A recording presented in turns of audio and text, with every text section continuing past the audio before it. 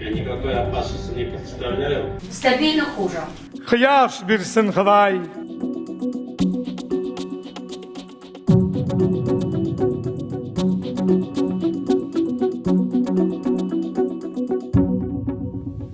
Московская силовая партия сейчас будет громить всех тех, кто так или иначе связан ли сейчас, или потенциально может быть связан с татарским национальным аспектом.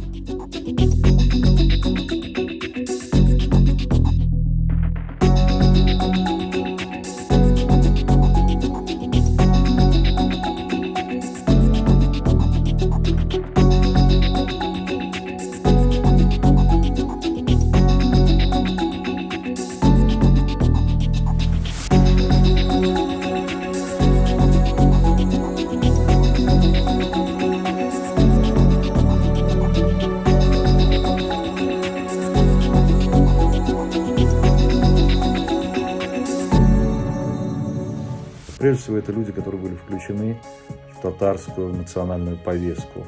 Энгель Фаттахов отстаивал в 2017 году татарский язык, за что был отставлен.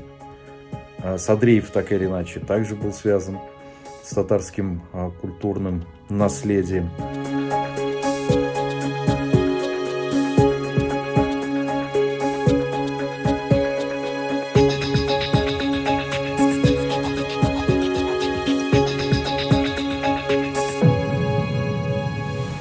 Последний раз это было в октябре прошлого года. У меня нет разрешения на звонки, нет возможности позвонить, у меня даже нет возможности переписываться, потому что...